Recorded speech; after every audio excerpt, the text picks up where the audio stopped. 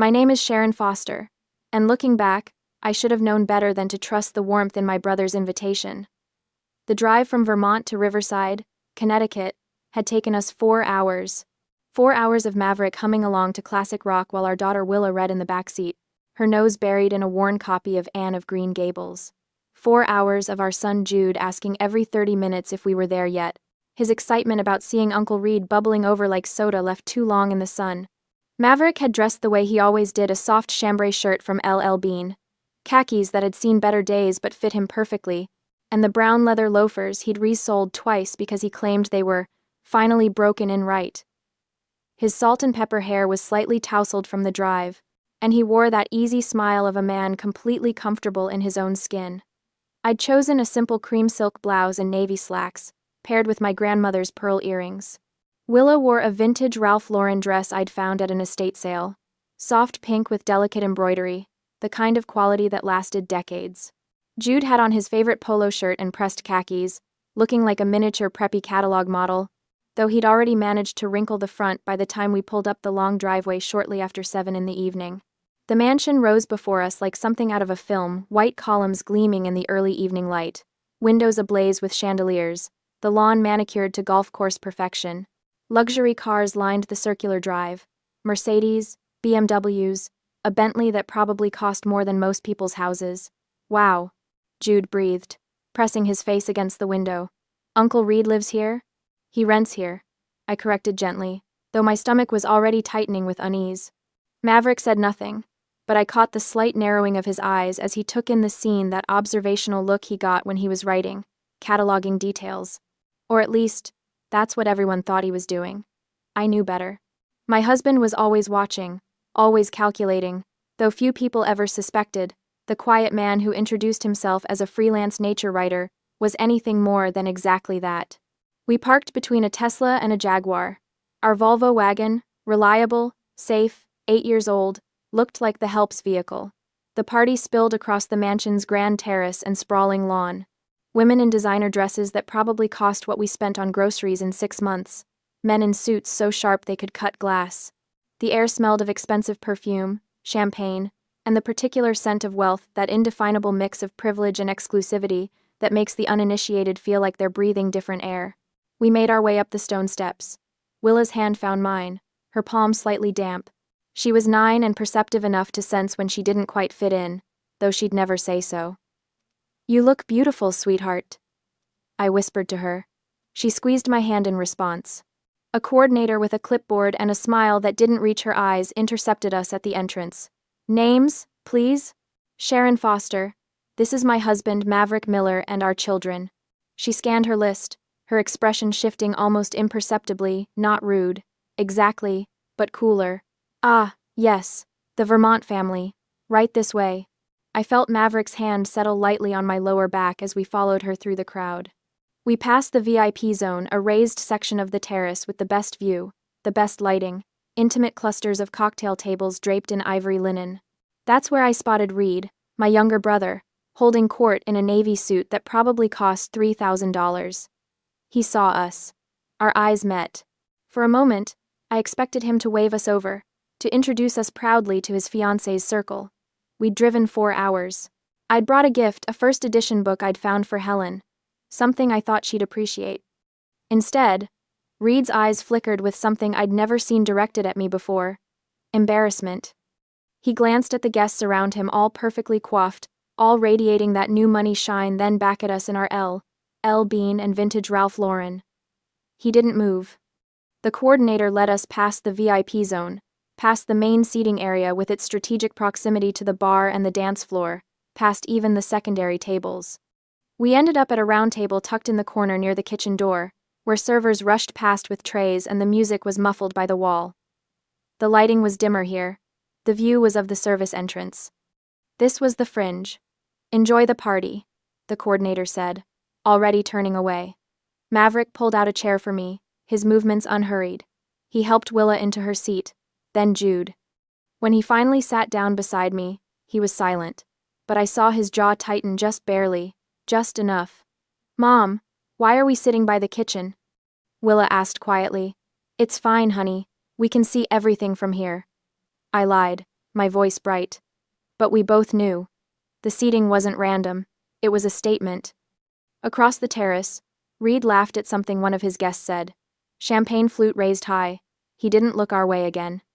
Maverick leaned back in his chair, his fingers drumming once-twice against the tablecloth. To anyone watching, he looked relaxed, mildly interested in the spectacle around us.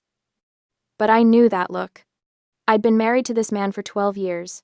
He was taking notes, and Maverick Miller's notes always came with consequences. The party hummed around us like an exclusive machine we weren't meant to understand. Waiters glided past our corner table with barely a glance, their trays angled toward the VIP section. Laughter floated from the center of the terrace, where Reed and his fiancée Helen held court under strings of Edison bulbs that cast everything in a golden, flattering glow. Our corner had fluorescent spillover from the kitchen. Jude kicked his feet under the table, still excited despite our exile. When do we get to eat? I'm starving. Soon, buddy, Maverick said, ruffling his hair. He'd maintained that easy demeanor since we sat down, but I noticed he'd positioned his chair at a slight angle the better to observe the entire party. The writer's eye, people always said. Always watching for material. If only they knew. Movement caught my attention. Helen was gliding toward us, her champagne-colored dress catching light like spun sugar. She was beautiful in that calculated way, every hair in place, makeup applied with surgical precision, jewelry that announced its price tag without needing words. At 28, she'd perfected the art of looking expensive. She stopped at our table, smile fixed in place like a crown. Sharon! Her voice carried that particular tone of false warmth I'd heard before, usually right before someone delivered an insult wrapped in concern. I'm so glad you could make it all the way from Vermont. It must have been quite the journey. 4 hours, I said evenly. Not bad at all. Well, you're braver than me. I couldn't imagine living so far from civilization. She laughed, a tinkling sound. But I suppose that's the artistic lifestyle, isn't it? Reed told me you work for a nonprofit. That must be so. Fulfilling. The way she said fulfilling made it sound like a consolation prize. Maverick's hand found mine under the table, his thumb brushing my knuckles. A silent reminder. Let her talk. It is, I said simply. Helen's gaze swept over our children, lingering on Willa's dress. And this must be your daughter. What a sweet, vintage dress. Very quaint. Willa's smile faltered. At 9, she couldn't quite parse the insult buried in the compliment, but she felt its edge. It's Ralph Lauren, I said, my voice measured. From the 80s. Better quality than most things made today. Oh, absolutely. Vintage can be charming. Helen's smile sharpened. It's just that people here tend to prefer current collections, you know? Straight from the runway. But there's something to be said for making do with what you have. Very resourceful. Making do. As if we were one step from a thrift store out of necessity rather than choice. A waiter appeared at the VIP section with a tray of canapés. Helen excused herself with a graceful wave and returned moments later, shepherding a small group of guests in our direction like a safari guide pointing out exotic specimens. Everyone, this is Sharon Reed's sister. She gestured at me with her champagne flute. She lives secluded in Vermont to find artistic inspiration, and works for a nonprofit. A life that is, well, very chill, but surely a bit removed from our fast-paced world, isn't it? The guests smiled politely, their eyes sliding over us with practiced disinterest. I could read the narrative Helen was spinning, the sister who couldn't hack it in the real world, who'd fled to the countryside to play at being rustic, who now attended events like this as a reminder of what she'd left behind or failed to achieve. Actually, Maverick said mildly, speaking for the first time since Helen arrived, Sharon manages complex projects with multiple stakeholders and 7-figure budgets. The nonprofit sector requires quite a bit of pace, just less emphasis on profit margins. His tone was pleasant, conversational even. But there was steel underneath, the kind that most people missed, because Maverick had perfected the art of seeming harmless. Helen's smile didn't waver. Of course! Nonprofits are so important. Though I imagine the salary must be quite modest compared to the private sector. But that's the sacrifice one makes for passion, right? She moved on before I could respond, her entourage following like ducklings. Jude tugged on my sleeve. Mom, I'm really hungry. Can I get one of those things they're carrying around? The buffet table had been set up near the VIP zone, a stunning display of delicacies under warming lights. Jude was already sliding out of his chair when Helen materialized again, as if summoned by his interest. "Oh, Jude." She crouched down to his level, her dress pooling around her like liquid gold. "I'm not sure those appetizers are quite right for you, sweetheart." "Why not?" Jude asked, guileless. "Well, they're foie gras and caviar, very acquired tastes. I'm afraid since you haven't had proper palate training, you'll find them hard to swallow." She tilted her head sympathetically. "Tell you what, I'll have the kitchen make something friendlier for you. How about spaghetti? Or fried chicken? I'm sure you're more used to those at home." The implication hung in the air like smoke. Your family only knows fast food and simple fare. You don't belong at this table, literally or figuratively. Jude looked confused. "But I like trying new things." "No need, Helen." I stood, placing my hand on Jude's shoulder. My voice was quiet but firm. "The children will sit here and eat with their parents. We teach our kids to experience everything. They don't need to be separated." For the first time, Helen's smile cracked slightly. "I was only trying to help." "We don't need help." I guided Jude back to his chair. "But thank you." Helen straightened, her expression cooling several degrees. She glanced at Maverick, perhaps expecting him to contradict me, to apologize for his wife's stubbornness. But Maverick just smiled blandly at her, the way he smiled at everyone, pleasant, forgettable, utterly unreadable. "Suit yourself," Helen said finally, "though I'd hate for the children to be uncomfortable." She swept away, leaving a wake of expensive perfume and unspoken judgment. The table fell silent. Willa picked at her napkin. Jude's excitement had dimmed considerably. Across the terrace, Reed remained absorbed in his VIP bubble, laughing and toasting, completely unaware or willfully ignorant that his fiancée was treating his family like second-class citizens. Maverick leaned over to Jude. "Hey, buddy, want to know a secret?" Jude nodded.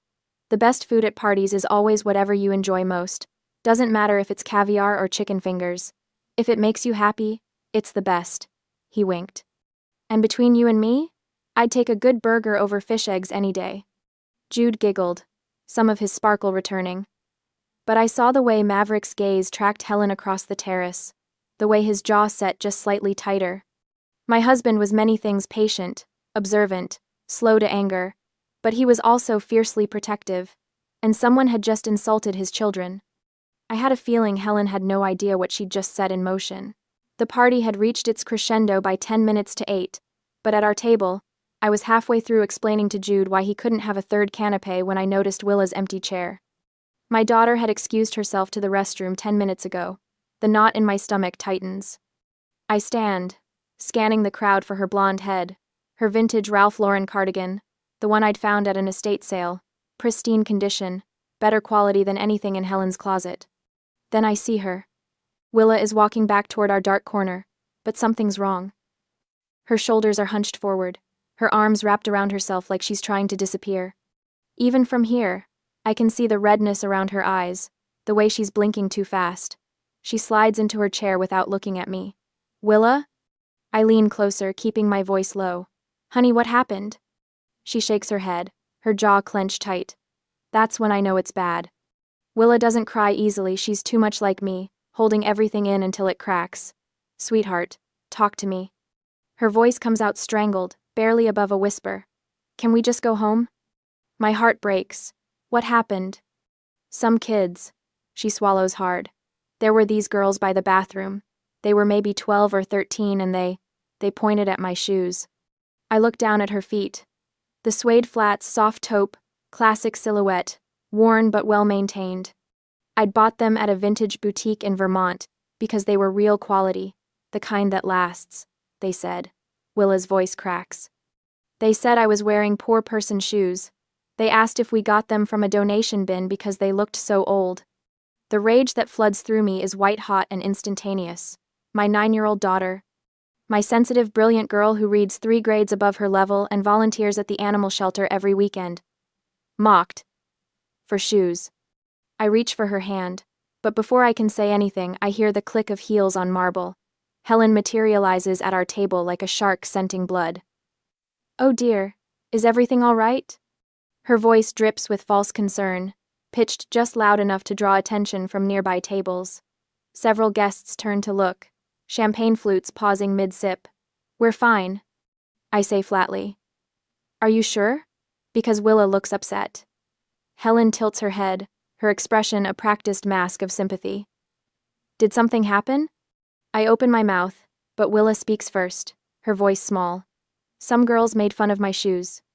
Helen's eyes flick down to Willa's suede flats, and I see it that microsecond of satisfaction before she arranges her face into understanding. Oh, sweetheart. She crouches down, putting herself at Willa's eye level in a performance of compassion. You know, children here are raised differently. Their parents are business leaders, philanthropists.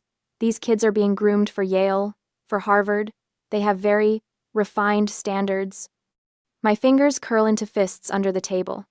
Helen continues, her voice taking on a teacherly tone. Honestly, Sharon, I've been worried about this. The children they're not used to, well, to being in environments like this.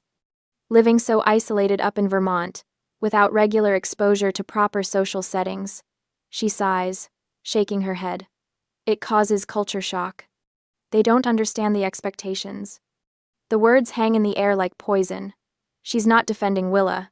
She's defending the bullies. Maybe next time? Helen says, standing and smoothing her dress. You could prepare them better? Make sure their clothing is more appropriate for the occasion? It would save everyone the awkwardness. The crowd is watching now. I can feel their eyes on us, on my children, judging.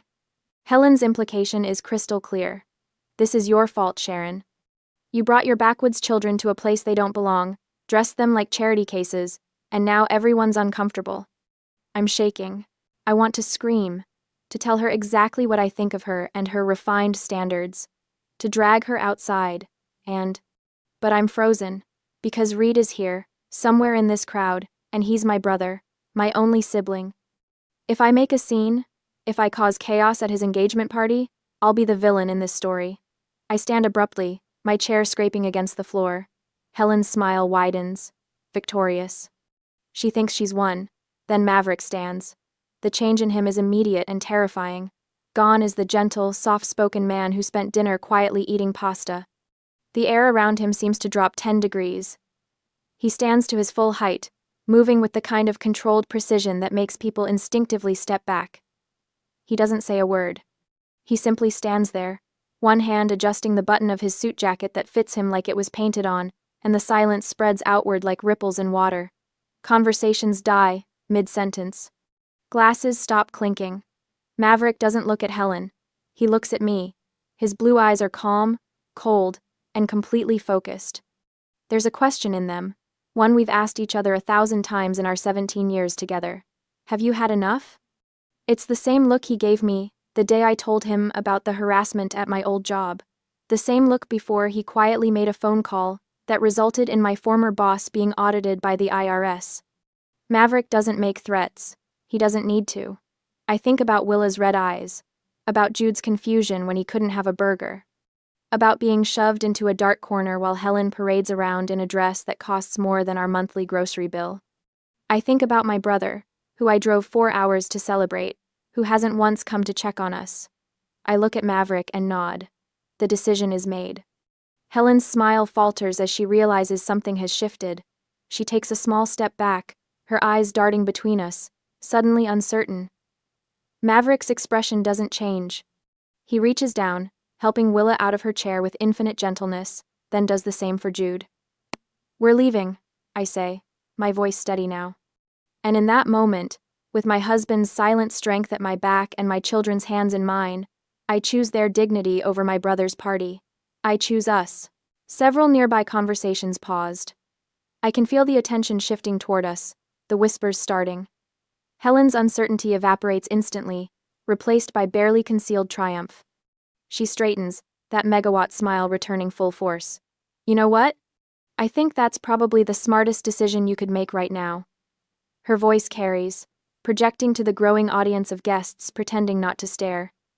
This is my house, after all. Mine and Reed's. I have to maintain a certain image for our business partners, our investors. She emphasizes those last words, letting them land like stones.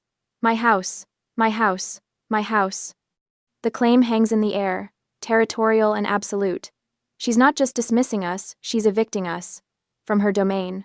Like we're trespassers who've overstayed our welcome. I'm gathering Willa's small purse when I catch at a flicker of something crossing Maverick's face. Not anger. Not indignation. A smirk. It's gone in an instant, so quick I almost think I imagined it. But I know my husband. I've seen that expression exactly 3 times in our marriage. Once before he negotiated a hostile takeover, once before he systematically dismantled a competitor who tried to poach his entire executive team, and once before he outbid a Russian oligarch for a property in Manhattan just to prove a point. It's the look of a man who's been handed exactly what he wanted. Sharon? Sharon? Reed's voice cuts through the murmur of the crowd. He's pushing through the guests, his face flushed and confused, his tie slightly askew. He looks tired, the kind of bone-deep exhaustion that comes from trying to keep up appearances all night. What's going on? He reaches our table, eyes darting between me and Helen. Why are you guys leaving already? Helen immediately shifts gears, her hand flying to her chest in a gesture of wounded innocence. Oh, Reed, honey, it's not. I mean, Sharon said she wanted to leave. I think she's just not comfortable here. The vibe isn't really. She trails off delicately, letting him fill in the blanks. The implication is clear. Your sister doesn't fit in with our crowd. Reed's face crumples with guilt and confusion. Sharon, I'm so sorry. I didn't mean for you to feel. He runs a hand through his hair, making it stand up in stressed peaks. Maybe you should take the kids back to the hotel? Let them rest? You must be tired from the drive and... He's apologizing. To me. For Helen's behavior. And he has no idea. My brother, standing in this mansion's grand foyer, surrounded by crystal and marble and imported flowers, actually believes he lives here. Believes this is his home, his party, his life. He has no clue that every piece of furniture he's lounging on, every room he's hosting in, every inch of this partnership with Helen exists because Maverick decided to be generous 3 years ago. Reed thinks he's the host, the master of the house. In reality, he's a tenant, whose lease is about to expire. It's fine, Reed, I say quietly, slipping my arm around Willa's shoulders. We'll get out of your way. No, it's not. He's flustered now, aware that people are watching, that this doesn't look good. You came all this way. I wanted you to be here. Reed, sweetheart. Helen touches his arm, her voice honey-sweet. Let them go. Sharon clearly wants to leave, and we have guests to attend to. The Castellanos were asking about the investment timeline, and... She's steering him away, redirecting his attention like she always does. Reed's shoulders sag in defeat. He shoots me one more apologetic look before allowing himself to be led back toward the center of the party, toward the lights and the laughter and the people who matter in Helen's world. Maverick is silent beside me, helping Jude into his jacket with methodical care, but I see it again, that tiny quirk at the corner of his mouth when Helen said, "My house." Maverick? I murmur as we start toward the door. Not yet, he says softly. His voice is calm, almost pleasant, but there's something underneath it, something that makes the hair on the back of my neck stand up. We're almost to the foyer when Helen's voice rings out behind us, bright and performative. Drive safely. And Sharon, maybe next time, let us know if you need recommendations for the children's clothing. I know some wonderful boutiques that aren't too expensive. The laughter that follows is polite but present. Several guests are openly watching now, champagne flutes in hand, entertained by the drama. Willa's hand tightens in mine. Maverick stops walking. He doesn't turn around, doesn't react visibly, but something shifts in the air, a change in pressure, like right before a thunderstorm breaks. He reaches into his jacket pocket and pulls out his phone. The motion is casual, unhurried. He taps the screen a few times, scrolling through something. Actually, he says, his voice carrying effortlessly across the marble foyer, before we go, there's something I need to discuss with Reed. The room goes quiet. Helen's smile freezes. I'm sorry, what? Maverick finally turns, and the look on his face is pleasant, professional. The expression of someone about to discuss a minor contract detail. Reed, he calls out. Could you come here for a moment? It's about the house. My brother emerges from the crowd again, now looking completely bewildered. The house? What about... The lease, Maverick says simply. I wanted to give you proper notice in person, since we're all here. Reed blinks. Notice? What notice? And just like that, the trap springs shut. The party noise seemed to fade into a dull hum as Maverick stepped forward. There was something different about him now. The quiet, amiable writer had vanished, replaced by someone who moved with the confidence of a man who'd spent decades in boardrooms where millions changed hands with a signature. Reed, Maverick said, his voice low but carrying an authority that made several nearby guests turn their heads. Do you remember the name of the parent company on the lease you signed? My brother blinked. Confusion, replacing the embarrassment that had been written across his face moments before. What? Why would that matter right now? Just answer the question, Maverick said, his tone patient but unyielding. Reed's forehead creased as he searched his memory. I think it's Ironwood Holdings? I honestly don't remember the details. I just signed through the agent 3 years ago. Is there a problem with the property management or something? The corner of Maverick's mouth twitched, not quite a smile, but close. He pulled out his phone with deliberate slowness, scrolled for a moment, then turned the screen toward Reed. Read it. Out loud. Reed leaned forward, squinting at the illuminated text. His lips moved silently at first, then his voice emerged, shaky and confused. Internal directive, dated April 2020. From V. Miller, Chairman. Subject, Foster Account Exception. He paused, his face going pale.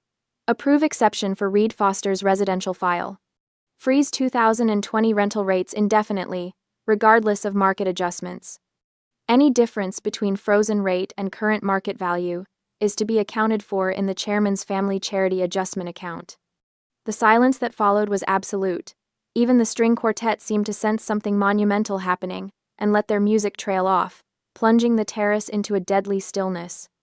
I don't, Reed's voice cracked. What does this mean? Helen had gone utterly still beside him, her champagne flute frozen halfway to her lips. I watched as understanding began to dawn on her face slowly at first, then all at once, like watching ice crack across a frozen pond. It means, Maverick said, his voice carrying clearly across the suddenly quiet gathering, that the luxurious lifestyle you've been enjoying for the past 3 years has been subsidized. Heavily subsidized. The market rate for this property is currently $4,200 per month. You've been paying $2,800, the frozen 2020 rate. That's a difference of $16,800 per year. Over 3 years, that's $50,400 in effective charity. Reed staggered backward as if he'd been physically struck. No, that's not. I can afford this place. I make good money. You make a good salary, Maverick corrected gently. But you're not rich, Reed. You're what financial advisors call a Henry High earner, not rich yet. You spend everything you make trying to maintain an image that's beyond your actual means. Without the subsidy, you couldn't afford this address. You certainly couldn't afford it while also funding those European vacations and the luxury car lease and the country club membership Helen insisted on. I watched my brother's face crumble. Watched him realize that every dismissive comment Helen had made about people who don't understand quality, every sneering remark about knowing your place in the world, all of it had been built on a Dabio foundation of charity. Charity from the man she'd been mocking all evening. Maverick turned to Helen, whose face had transformed from its usual haughty composure into something raw and exposed. You're right about one thing, Helen. Class cannot be faked. Real class isn't about designer labels or knowing which fork to use or making sure everyone sees your expensive watch. Real class is about character, about how you treat people when you think they can't do anything for you. He paused, letting his words sink in. Around us, the gathered guests stood transfixed, their cocktails forgotten. The class you've been so proud of for 3 years, this address, this lifestyle, this social standing, it's been funded by my family's charity. Every time you look down on someone for wearing Bean, instead of Louis Vuitton, every time you judge someone's worth by their clothes or their car, you were doing it from a position you didn't actually earn. You were living on borrowed elegance. Helen's champagne flute slipped from her fingers, shattering on the marble floor. No one moved to clean it up. Now, Maverick continued, and his voice took on the crisp, business-like tone I'd only heard him use during the rare phone calls he couldn't avoid.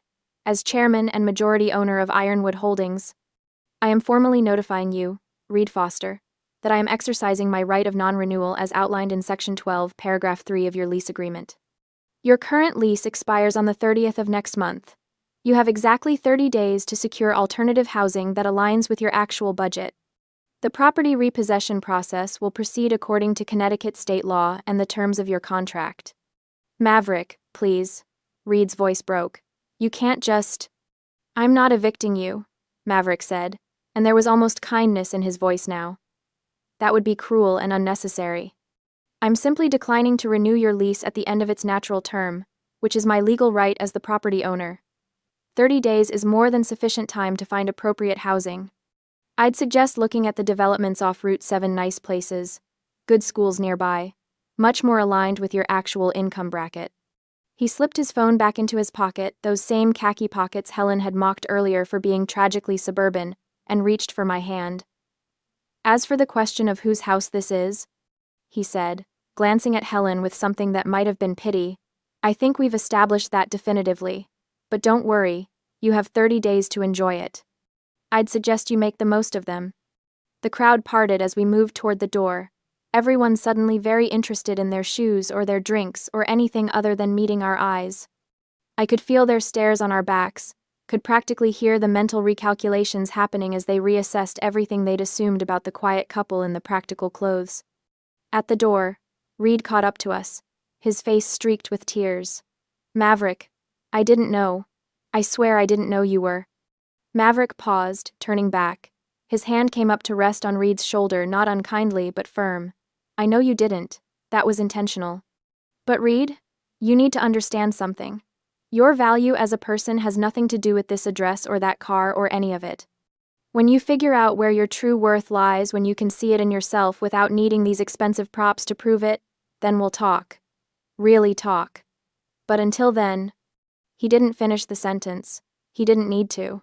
The cool night air hit my face as we stepped outside, and I drew in a deep breath that felt like the first real breath I'd taken in hours. Behind us, the mansion glowed with warm light, but the warmth was deceptive. I could still feel the chill of judgment that had permeated every corner. Willa's hand squeezed mine as we walked toward the car. Mama, are we leaving without saying goodbye? Sometimes, I told her. The best goodbye is just walking away with your head held high. Jude was practically bouncing on his toes, his earlier misery forgotten in the excitement of the dramatic exit. Dad was so cool. Did you see Aunt Helen's face? She looked like she swallowed a lemon. Jude, I said, but there was no real reproach in my voice. Maverick unlocked the car, our practical, 7-year-old Subaru with the dent in the rear bumper from when I'd misjudged the garage wall, and we all climbed in. As he started the engine, I glanced back at the mansion one last time. Through the tall windows, I could see figures moving, gathering, no doubt dissecting everything that had just happened. Reed stood on the front steps, Helen nowhere to be seen. I almost feel bad for him, I murmured. Don't, Maverick said, pulling out of the circular driveway. This is the kindest thing I could do for him. He's been living in a fantasy, and fantasies always end. Better to end it now, on our terms, than to let him crash even harder down the line. We drove in silence for a few minutes, leaving Riverside's manicured perfection behind us. Then Willa's small voice piped up from the back seat. Daddy? Are we richer than Miss Helen? I twisted in my seat to look at her. In the passing streetlights, her face was thoughtful, not proud or gloating, just trying to understand. Why didn't you say so earlier? She continued. When she was being mean about our clothes? Maverick caught her eye in the rearview mirror, and I saw that gentle smile I'd fallen in love with all those years ago. That's a good question, sweetheart. And here's the thing. Being rich isn't about showing off or making sure everyone knows how much money you have. It's definitely not about yelling at waiters or making people feel small. He paused at a red light, taking the moment to turn around and look at both kids. True wealth, real wealth, is having the power to protect your family and set things right without needing to raise your voice. It's being secure enough in who you are that you don't need everyone else's approval. Today, I taught Miss Helen a lesson in respect, something all her money and designer clothes can never buy her. But she was so mean to you, Willa said, her voice small. She called your jacket tragic. She did, Maverick agreed, facing forward as the light turned green. And you know what? It is a 10-year-old jacket from LL Bean. The elbow patches are wearing thin, and it's probably not what anyone would call fashionable. But it's comfortable. It keeps me warm. And it reminds me of who I really am under all the business suits and board meetings. Sometimes the most expensive thing you can wear is authenticity. Jude, who'd been unusually quiet, suddenly asked, "What's going to happen to Uncle Reed and Aunt Helen?" I considered the question carefully. They're going to have to learn to stand on their own 2 feet, to build a life based on what they actually have, not on what they're pretending to have. "Will Uncle Reed be okay?" Willa asked. "Eventually," I said, and I believed it. Your uncle is smart and capable when he's not trying so hard to impress people. This might be the wake-up call he needs. As for Helen, I trailed off, uncertain. "She made her choices," Maverick finished quietly. "We all do. And then, we live with them." The lights of Riverside faded behind us, giving way to darker roads, older trees, the authentic Connecticut that existed beyond the manufactured perfection of new money enclaves. Our headlights carved a path through the gathering darkness, leading us home not to a mansion that required a trust fund to maintain, but to our farmhouse in Vermont with its creaky floors and drafty windows and garden where we grew actual vegetables. Willa yawned, her head drooping against Jude's shoulder. In the rearview mirror, I watched my children settle into the comfortable silence of a car ride home, the drama already fading from their minds. They'd remember this night, I knew they would, but not as trauma. As a lesson, Maverick's hand found mine across the center console, his calloused writer's fingers intertwining with my own. We didn't need to say anything. We'd weathered the storm together, protected our children, and walked away with our dignity intact. We hadn't won because we had more money. We'd won because we knew who we were, and no amount of judgment from people living beyond their means could change that. The car carried us forward into the peaceful night, leaving behind the glittering facade of borrowed elegance, heading toward something real.